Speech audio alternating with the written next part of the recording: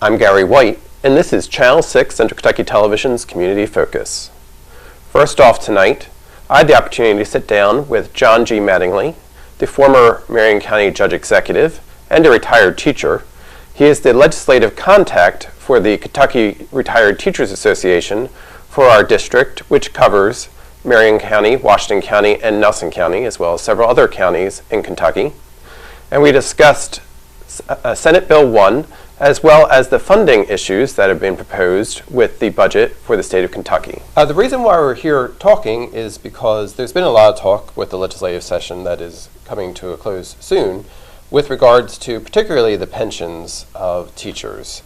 And I know we did have some teachers here in Marion County who have done some walks and kind of gotten some information out. But there's a few issues going on. It's with the pensions, but also with the budgeting. And so I wanted to get you on here to get the ideas of what the Retired Teachers Association is thinking of everything that's going on.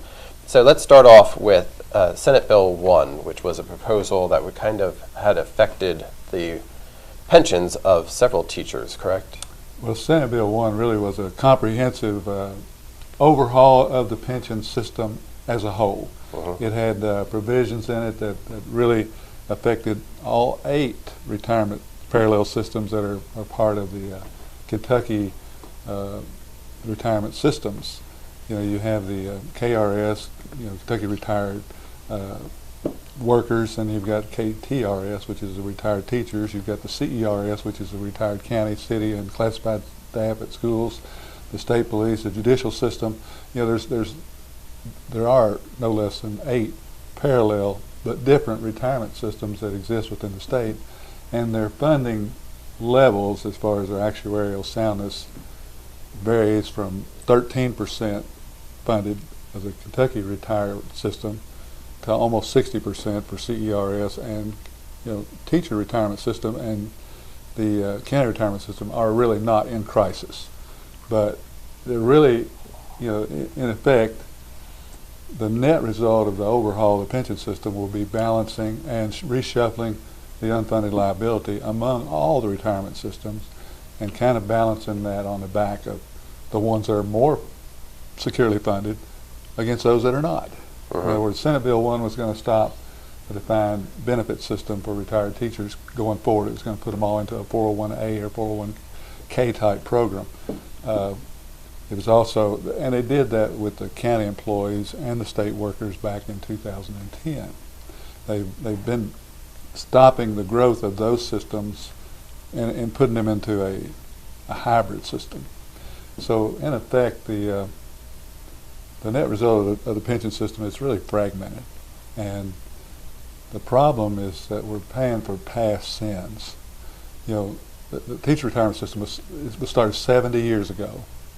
And it's a defined benefit system, and it had been fine up until the last 10 years. And what the problem is that the required revenue that had always been put in has always been put in by the teachers. We made our required contribution. It's about 16% of our income, and 1.75% of that 16 is future funding for the COLA that we'll get after we retire. And that's a prepaid by existing, currently working, and will be drawn by retired teachers once they leave the profession. And the unfair thing about Senate Bill 1 is that it was going to attach, or really it was set out to cut it in half from 1.5% annual COLA to 0.75. And the net result was that over the life of a retired teacher, say somebody retired at 59 years old, with 27 years teaching service, they may live another 30 years, and they may in effect lose about $75,000 of their future benefit by them pulling that COLA out. That would be the compounding effect of that. So it was really going to amount to about $3.5 billion of teachers' money that they've already paid going back to the state to pay for the unfunded liability, which we thought was unfair, and it really violates what they call the inviolable contract. All those things are in statute, that they're supposed to be there and they're not supposed to be changeable. So when we talk about the unfunded liability, who's not funding it? So we were saying that the teachers have been contributing their part, but who hasn't been? Well, county employees have always been given an amount that they have to match on their employees' wages each year, a percentage. I know when I was judge, it varied from like, when I went in, it was only like 9.7% of an employee's salary had to go toward the state for the CERS portion for their retirement. Now, they contributed a like amount. That same amount was deducted from the employee's check. And that went up to all 12.7, and I think when I left it was about 15. Right now it's 18 point something, but they're projecting that that will go to 49% next year. That is going to cost the county about an extra $500,000, which is a big jump.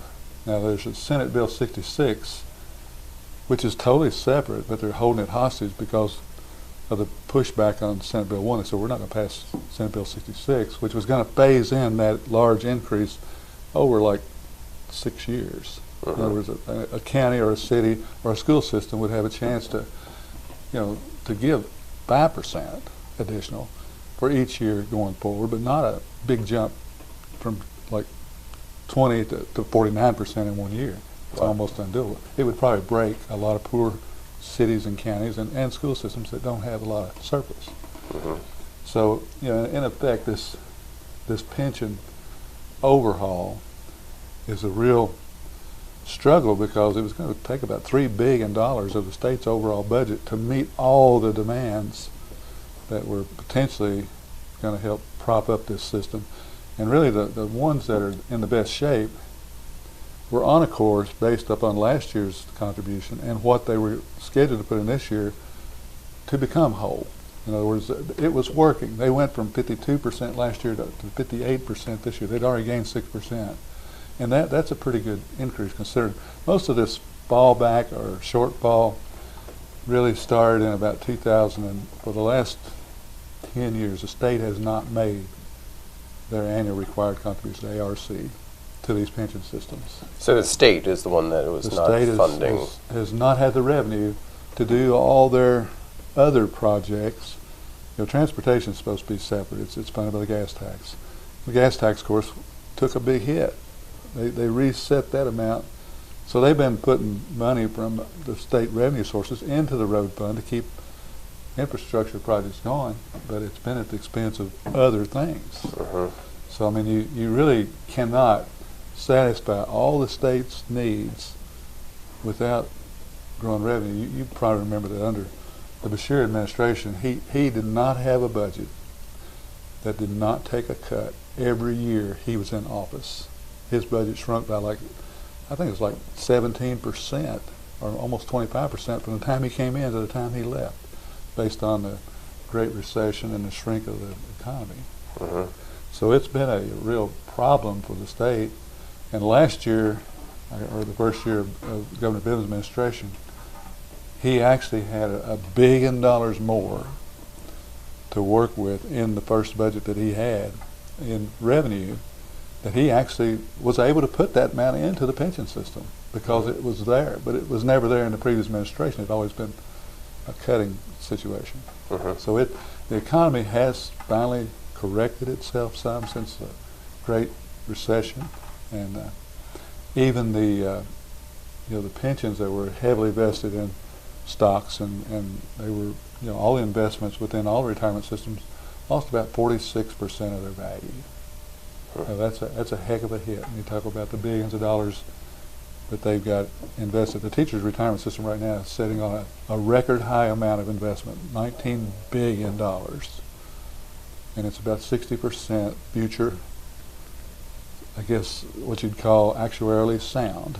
They say 70% to 80% is really good shape. We're not, and we had last year, we had about almost 15% return on investment in the investments that they made, which is helping it to regain its solvency. Right. But also the stock market recently has been getting some more hits and stuff, so yeah, and is likely to take some more with the tariffs and the corporate shock of some of these proposed economic changes that our administration's promising, which I don't know who's going to benefit from. Yeah. Probably people who have billions of dollars to invest in a lowered stock market and buy in at a lower rate. It's not going to help me. So the teachers were concerned because basically it was, in how it's perceived, it's taking money out of their pockets that they've already put out for future. That was probably the biggest impact of all retirement systems. You know, hazardous duty and state police and firefighters, and we want everybody to be as taken care of as they possibly can. But their pension systems were not going to change at all. They were going to be defined benefit. They were not going to have to take any kind of hit on any kind of reversal of their benefits.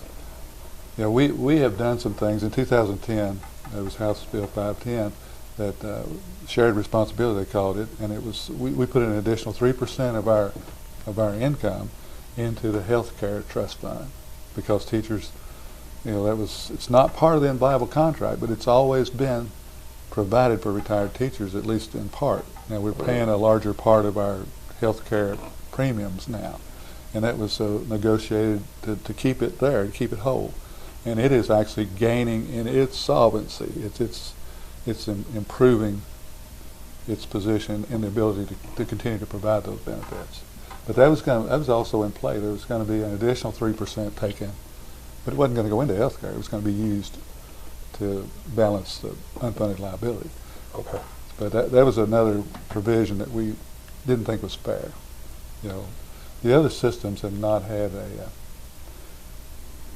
a required shared responsibility, and it's not that I want all of them to suffer equally, but it seems like, you know, of course, hazardous duty they can retire at 20 years, and which in theory would have them in retirement a longer period of time. Right. Well, if somebody started at 20, they'd be retired at 40. A state policeman can retire really like the military. Of course, most people know that if you retire that early, you're going to do something else. You're just going to flip another chapter in your life and take on another career, and rightfully so. You know, nobody could probably live on what their pension might be at that level with the increased cost of living over their full lifetime. You know, most everybody is going to see, and that's why the COLAs were so important, because, you know, we don't draw Social Security. Teachers are not in a Social Security position, and we can't draw that, and they get a COLA every year. Yeah. And that's cost of living adjustment. Right. Of the COLA. Yeah. And even the state police and every other county employees, every other pension system, those other 7 parallel pension systems, they're all part of Social Security. So they all get their Social Security check in addition to their pensions. Okay. So that's why our pensions seem to be a little high relative to a county or a state workers, but we don't get Social Security. So when you add their two together, along with an IRA they may have on the side, and the other, you know, everybody really, you and me, we have to look out for our own future longevity and retirement benefits from whatever source you can develop those. I've got an IRA that at 70 and a half I'll have to declare a spending plan. It's not a lot, but it's another little supplemental. It might help pay for if I lose my COLA. It'll maybe take up the slack and pay a part of the electric bill or something. But you know, down the road we're all going to have those increased costs. We know those are not going to stop. You stop and think about what maybe your first job, maybe you had. What was minimum wage back when you were first started employment? Probably $7, $7.50, something like that. You're lucky. My first minimum wage job was $1.75. Oh, really? $1.75 an hour back in 70, 71, yeah. I remember when it got a big jump to like 3 1/4. Wow. We thought it was great. You know. Yeah. My first teaching job, my wife's first teaching job at St. A was $3,800 a year. Wow. My first teaching job in a county public school system was Washington County. I made $5,600 a year.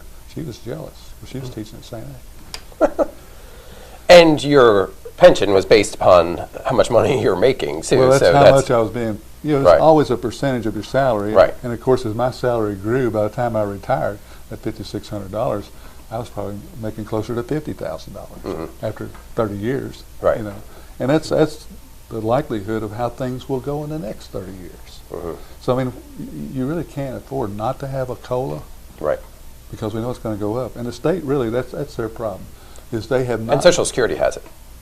Social Security has a they have a COLA. Yeah.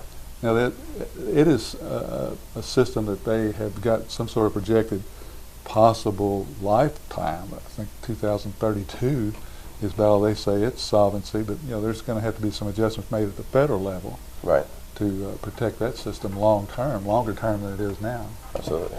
So what would the teachers like as we said, this was Senate Bill 1 was a large part of what we're talking about, and the legislative session is coming to a close very shortly. It doesn't look like now that it's likely that'll be voted on, but who knows? I mean, you're not sure. There may be a special session or something of that nature too on it.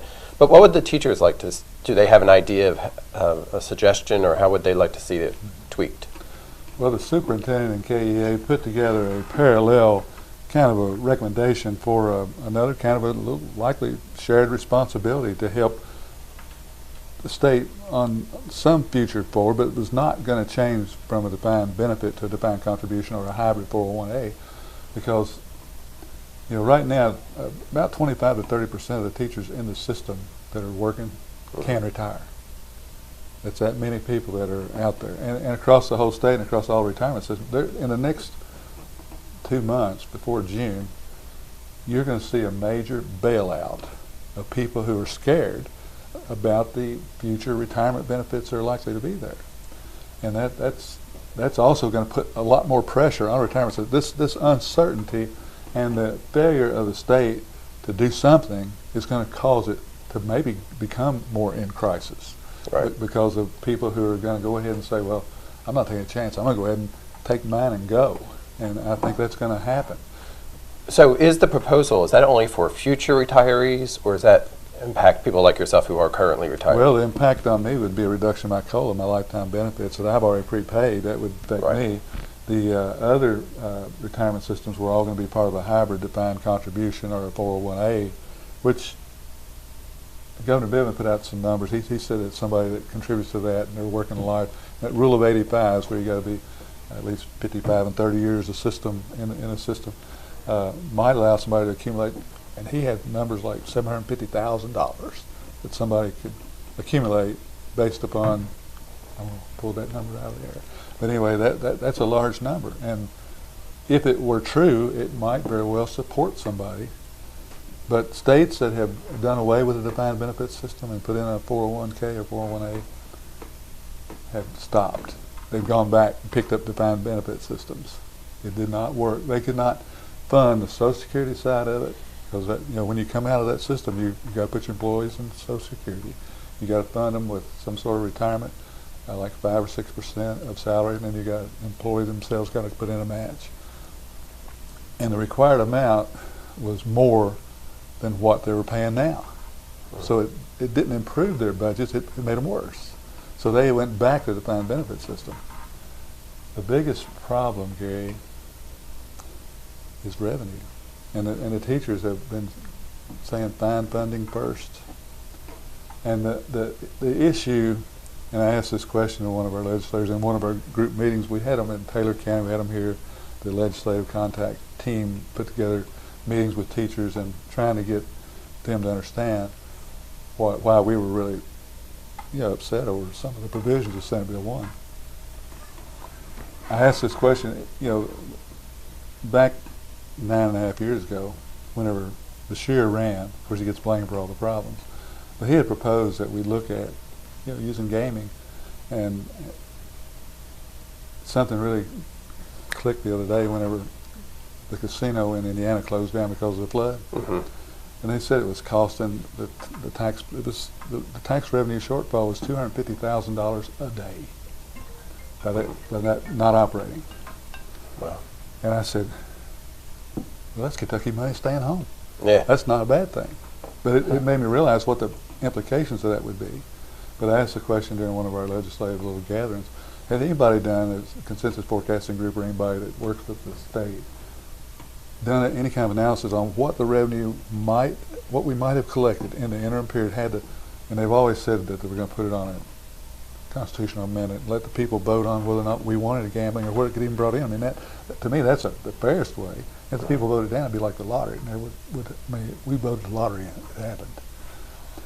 And likely because most people that don't gamble, so it's not going to really affect me, but we probably ought to have that revenue. I think it would pass as a statewide. I think 60 or 70% when they've done these polls, majority of people are in favor of the gaming issue. Mm-hmm. And it's a political hot potato. Who's going to have it? Going to be at the racetracks, or what cities are going to have the benefit of having a casino or a gaming facility in their territory? There's a lot of things to work out, but there's a lot of foregone sources of revenue. The House bill, the House budget had 50 cents per pack tax on cigarettes. It had a quarter on the distributor side of the opioid per dose. The 400 and some, 200 and some million were going to come off the cigarette tax, and potentially that much off the opioid tax. Well, they'd already figured that into the Senate, the House budget. Well, the Senate wiped that out. Did not put any kind of tax improvement, no new revenue. So the House had restored over half of the governor's proposed cuts on those 70 programs that he was going to take out to help balance the budget.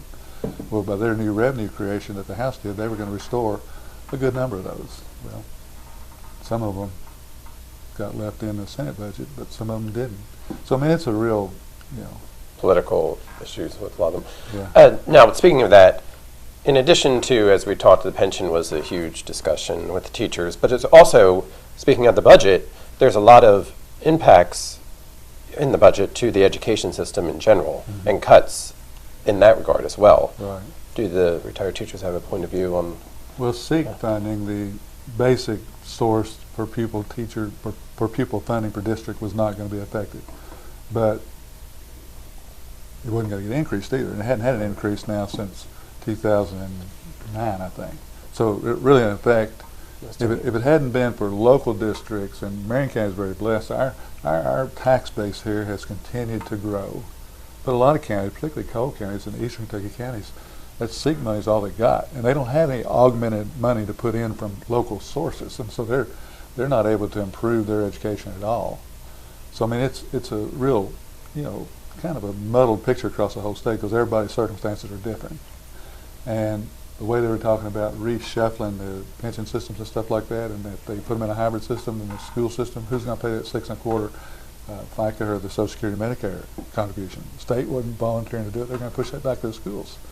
So schools, in the hybrid system, we're going to have another 6 1/4% of salary to put into a Social Security match that some of them don't have.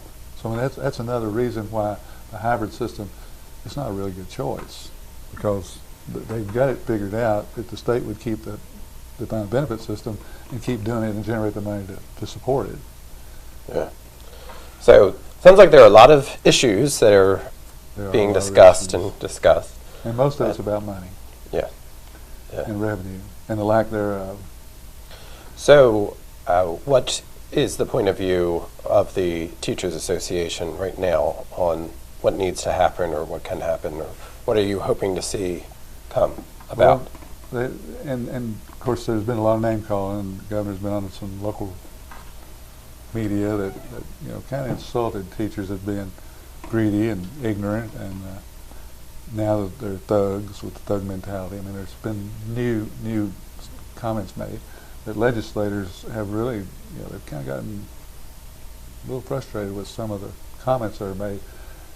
The teachers have just kind of held the line. They don't want to see the changes that are being recommended, because for the most part they think that attracting new teachers that are going to want to stay the course, and even some that are in now, if this changes, they're going to lose good teachers that are already in the field that are going to leave. And if the 25% of the teachers who are eligible to retire were to leave, and then you lose some current teachers, how are you going to fill those classrooms with good people to continue to educate our citizens? I mean, some people think this is really just a grand plan to bring in charter schools. And I don't know that charter schools is the answer to anything, because good, well-funded, well-qualified teachers in public schools can deliver instruction, I think, as efficiently and as economically as anybody. Charter schools would have they would have the option of taking a kid or not. Mm-hmm. And they might recruit the best and the brightest and further cause problems in our public schools. Right. And then how they could do it with the state funding that school systems get, I don't think it's very likely, unless there's, I don't know all the ins and outs of charter schools. Can they charge tuition in addition to what the state gives them to do it? I believe so. Yeah, if they can charge $2,000 extra, like a private school, then they can probably get the funding they need to do as good a job as a public school. And that's an unfair advantage. I think. Yeah. Well, again, I've been talking with John G. Mattingly, who is with the Kentucky Retired Teachers Association and is the legislative contact for the area here, which covers... Fourth District, it's 26 counties in central Kentucky. Okay, and so it includes Marion... Goes all the way to Hardin and Grayson and Taylor and LaRue and Yeah. Breckenridge and Washington, Nelson. So Marion, Washington, Nelson, here's your contact if you have some points of view, if you're a teacher out there and want to voice your opinion on what's going on as well. And hopefully when we get some more knowledge of what's going to happen, we'll maybe have you on here and we can discuss it a little further. Be glad to. Hope things continue to evolve in a positive way and that conversation can happen and people can get into, most of the discussions in the legislation that's been proposed now has been done in back rooms. And it has not had the input of all the stakeholders. And, I think that's an issue. You need to bring everybody around the table. And, when I was judge, we usually tried to have as much input as we could get from as many sources we could get and then get that information out and get feedback on it and try to get consensus before we put things out there, Right. And name calling's never a good strategy. No. People don't like that. No. Well, thank you very much. Well, thank you for having me, Gary. All right, it's been Gary White for Channel 6 Central Kentucky Television.